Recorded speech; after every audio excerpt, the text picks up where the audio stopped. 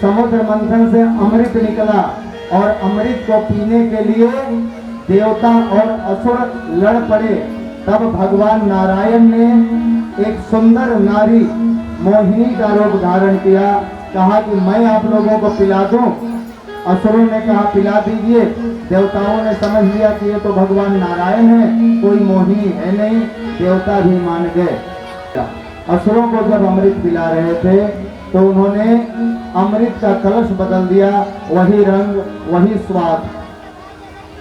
असुर पी गए, उन्होंने सोचा कि हमने अमृत पी लिया। फिर देवताओं की तरफ गए तो हाथ का कलश बदल गया उनकी माया से। और एक असुर जिसका नाम था राहु, एक असुर जिसका नाम था राहु, राहु ने देख लिया। राहु ने क्या देखा कि यह जरूर कोई मायावी है, इसने कलश को बदल दिया। अब राहु ने क्या किया कि रूप बदल लिया, देवता का रूप बना के देवताओं की लाइन में सबसे अंतिम में जाके बैठ गया। और भगवान नारायण मोहिनी के रूप में, नारी के रूप में सबको बराबर बराबर अमृत उन्होंने पिला दिया। अमृत राहु भी पी गया।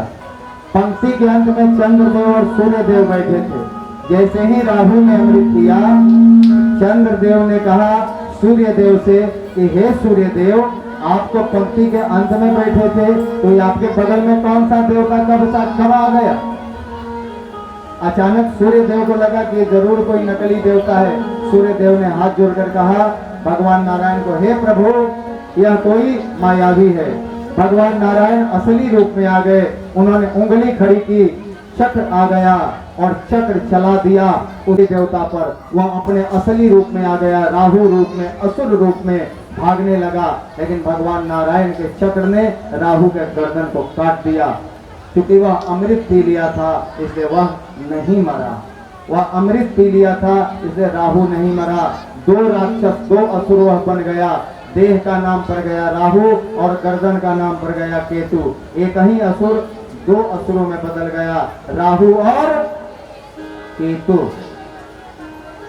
अब राहु और केतु ने योजना बनाई कि हमारा गर्दन किसने कटवाया है? सूर्य देव ने और चंद्रदेव ने।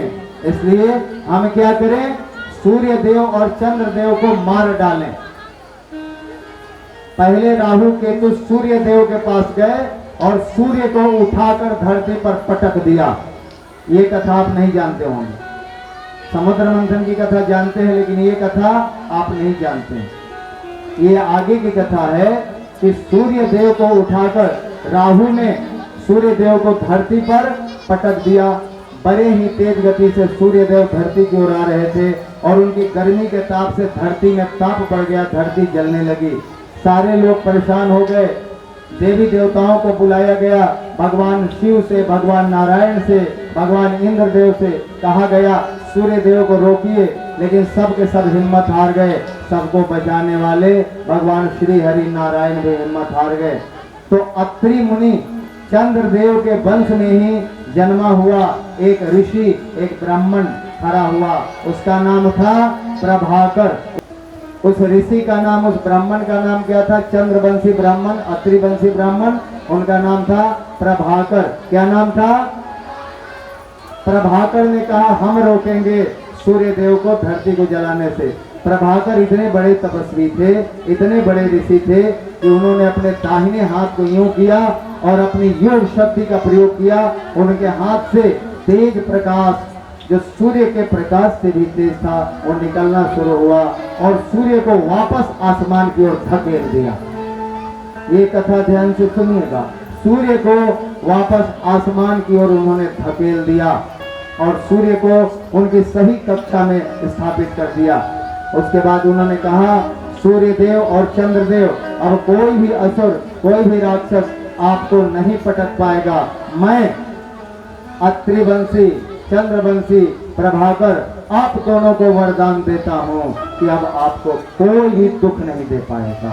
एक धरती का चंद्रवंशी ऋषि, चंद्रवंशी ब्राह्मण वरदान देता है, हम आपको वरदान देते हैं। ऋषि प्रभाकर ने सूर्य देव और चंद्र देव को आसमान में स्थापित कर दिया।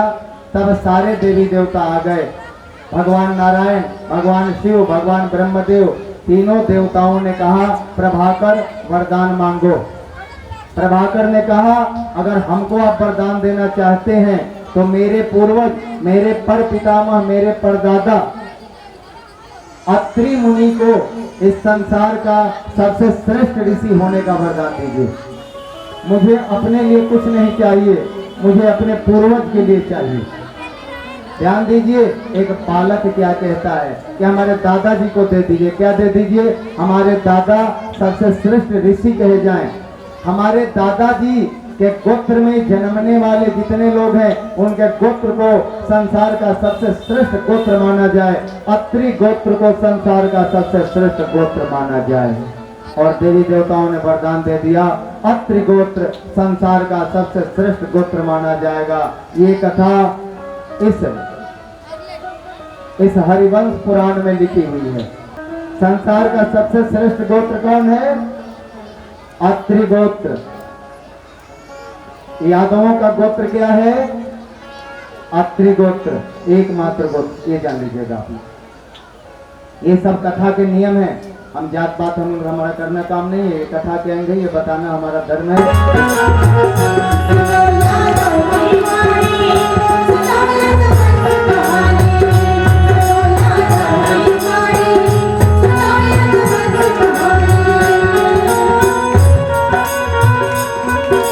ब्रह्मदेव के पुत्र यक्ष के चक्र चंद्र के बोध हुए।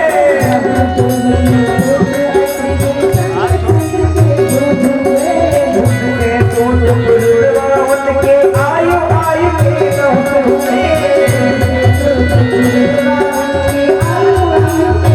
उनकी नहुत में सुधिया याति थे। उनकी नहुत में सुधिया याति थे। सुनो यार की भरी, सुनो कहानी, सुनो यार की